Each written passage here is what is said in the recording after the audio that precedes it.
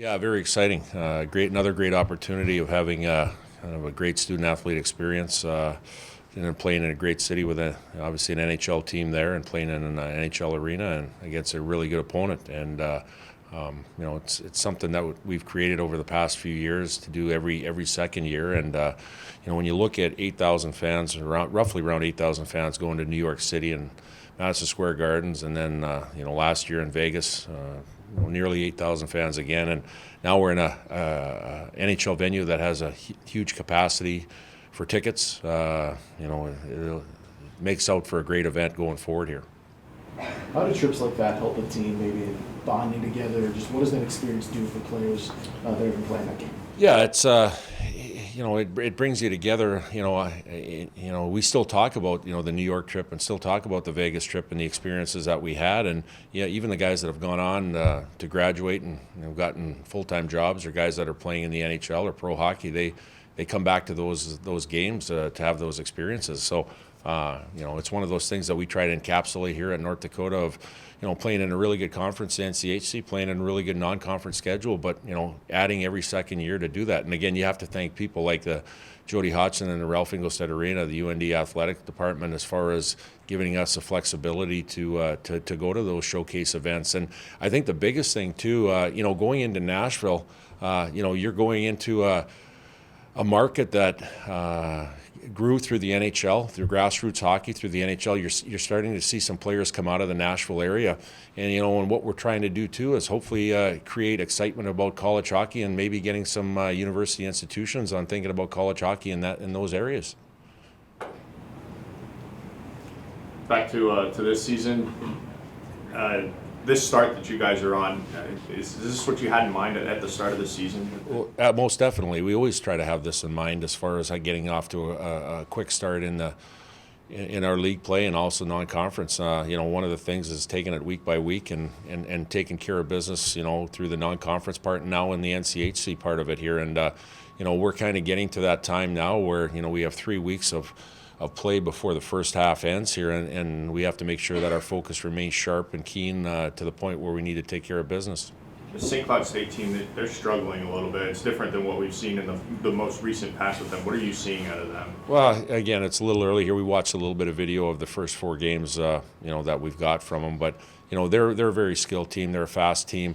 I think every team, goes through some different times. Right now, like I said, you can't discount what they're doing. They're a very good team, and the fact that over this past weekend, Western Michigan came in there Colorado College came in there and did a good job against them. They're going to have a hard week of practice, a good week of practice, and they're going to be ready to come in. The message to our guys is concentrate on what we do. Obviously, respect your opponent and knowing that they're going to come in with ultra focus, but we got to make sure that we continue to do the things that we do, that we've done for the first part of this season, and that's planning, preparing, and then finally executing here.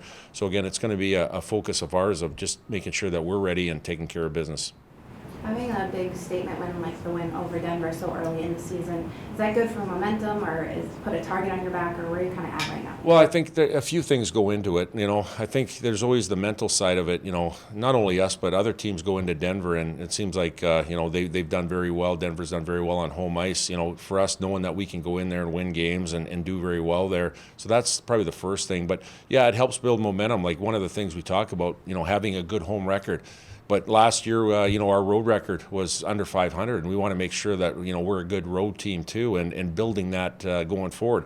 It's a good start, but again, like I said, we're not looking in the rearview mirror. We're looking on to what we can do, now and the rest of the first half and in the second half of the season. This week might be a little different. This might be the first time your guys are getting their tires pumped quite a bit. How do you want them to deal with that? Yep, humility and hard work. Keeping your feet on the ground approach. Like I said, we haven't won anything yet. We've done a good job of focusing on a week-to-week approach. You're climbing a little bit and growing and building as a team. And I think the biggest thing is making sure that you have swagger in your game, but you still have humility as far as the things that you need to do on a daily basis. And again, that's where the leadership comes in. Not only the coaching staff, but the players, the Colton Pullmans in the locker room, the captains of bringing the levity and making sure that, remain true to who we are and what has given us success on a day-to-day basis. Your thoughts about coming back here where you guys have really played well this year? Yeah, and again, one of the things we talked about, we have 6 games remaining in the first half. These are the last 2 games we play until January, I believe it's January 3rd, to start off the second half of the season again. So, we know that we have to take care of business at home here before we go on 2 tough road trips to end the first half, and again, making sure that we know what we need to do to prepare this week to get to have success. So again, like I said, it's a focus of ours, and what I like about our group is I think they've done a good job so far on compartmentalizing the week to week on what we need to get to. We addressed how much St. Cloud is struggling. Do you get the sense that they're a team desperate coming in here this weekend? 100%. Anytime that you're at home and you lose 2 games at home, I can tell you what, we've been on that end of it here too, and those are tough weeks of practice. Those are defining times where you're trying to focus on your team to get back to get where you need to go, and we know that, and again, they'll be coming in here with an added focus. But again, I think the biggest thing we have to do is make sure that we're ready and focus on what we're going to do, and again, respecting what they bring to the table. Considering some of their offensive players like Ashawn and Brodzinski and Henches, I'm guessing you guys don't want to be in the penalty box as much as you were on Saturday night. Is that something you guys are? Yeah, so discipline's a focus, and again, I really don't want to get into last week as far as penalties and stuff, because we're on to St. Cloud. We're moving on forward here, but again, like I said, I think it doesn't matter if it's St. Cloud, Omaha, Denver, whatever it is. When you limit yourself as far as taking penalties and you're playing 5-on-5 hockey, that's when you have the best chance to win. So again, like I said, we've done a good job this year of doing that. We got to make sure that we continue to do that.